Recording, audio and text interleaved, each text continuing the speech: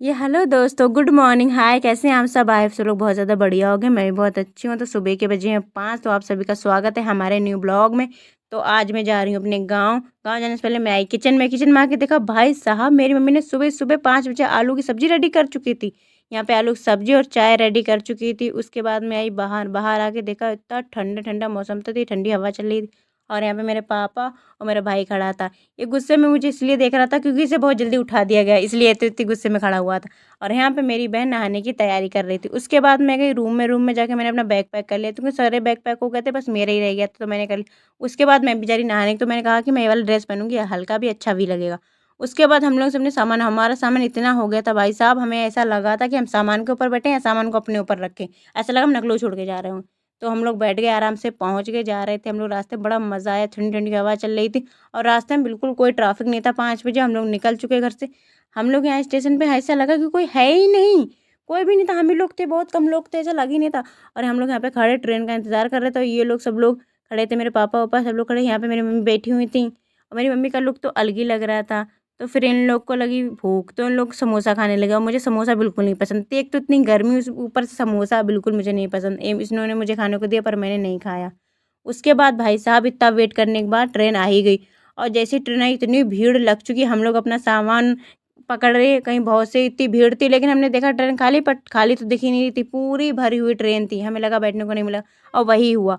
अंदर इतनी भीड़ थी भाई साहब, एक तो इतनी गर्मी, और हम लोग को बैठने को नहीं मिला, सामान रखने की जगह नहीं, इतनी भीड़ थी ट्रेन में। उसके बाद हम लोग खड़े खड़े आए। उसके बाद जैसे तैसे रास्ते में हमको सीट मिली। उसके बाद मेरे पापा को लगी भूख, तो हम, ये मेरी बहन बैठी हुई है, ये मेरे पापा खाना निकाल रहे हैं, बोल रहे हैं कि खाना खा लो। लेकिन मुझे तो खाना, भैया मैंने खाना नहीं, क्योंकि इतनी गर्मी पड़ रही थी। उसके बाद मेरी मम्मी खाना निकालने लगी, करी खाना खाते हैं चलो। मैंने कहा तुम लोग सब लोग खाना खा लो। उसके बाद मैंने अपने कान में डाला हेडफोन, मैंने कहा मैं चुपचाप लेट जाऊँगी, इतनी गर्मी हो रही है, मुझसे कुछ नहीं होगा। उसके बाद यहाँ पे भैया ये लोग मौज मस्ती कर रहे थे, मेरी छोटी बहन भाई इसके साथ मस्ती कर रहे थे, क्योंकि ट्रेन रुकी हुई थी स्टेशन पे, तो ये लोग यही कर रहे थे। लेकिन मैं तो अपने आराम से फ़ोन चला रही थी। उसके बाद हम लोग पहुँच चुके हैं, और अभी बज बज गए हैं 4, और वो भी उतरने का टाइम आ चुका है। मैंने कहा ये लोग उतर जाओ, उसके बाद मैं उतरूँगी। तो हम लोग फाइनली यहाँ पे उतर चुके हैं स्टेशन पे। हम लोगों ने सामान उठाया, उसके बाद तुरंत ही हमको रिक्शा मिल गया। और रिक्शा जैसे ही मिला, हम लोगों ने भैया तुरंत ही सामान रखा। हमने कि सामान रखो, झट से चलो यहाँ से। उसके बाद मैं आ गई होटल में। तो भाई सबने खाना खा लिया था, पर मैंने खाना नहीं खाया था। फिर क्या, मुझे मिल गया मेरा फेवरेट दाल चावल। तो मैंने बहुत शौक से खाया, क्योंकि मुझे बहुत पसंद है। एक तो इतना हल्का रहता है, मैंने कहा दाल चावल खाऊंगी। उसके बाद मैंने अपनी बहन को दाल चावल खिलाया। उसके बाद मेरी मम्मी ने चाय को मंगवाया था, तो ये लोग चाय के साथ सेल्फी खींचने लगी थी। मैंने कहा भैया दे दो इसको, पी लो, इतनी गर्मी थी, लेकिन कहा पी लो, हल्का फील होगा चाय का।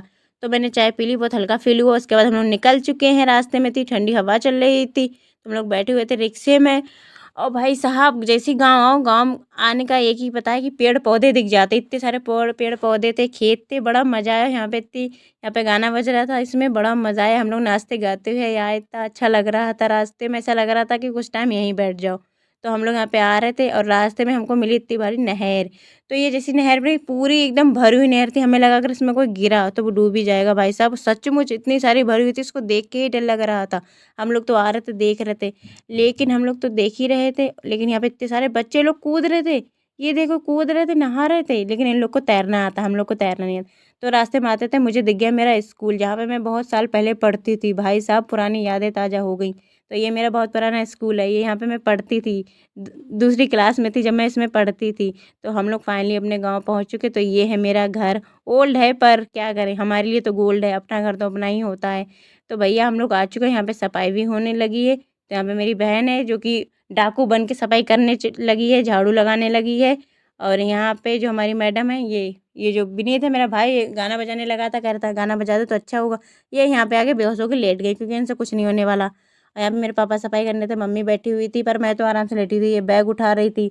भाई तुरंत आए, हम लोग सफाई करने लगे थे, लेकिन बहुत मज़ा आया। उसके बाद ये बर्तन धुलने लगी थी, हम लोग आए तुरंत सफाई करने लगे थे, क्योंकि काफ़ी गंदा था। उसके बाद आया मेरा भाई मिलने, मेरी ताई का लड़का मिलने आया। तो भाई साहब अपने घर आके बहुत अच्छा लगा। आपको ब्लॉग कैसे लगा ज़रूर बताइएगा। अभी के लिए बाय।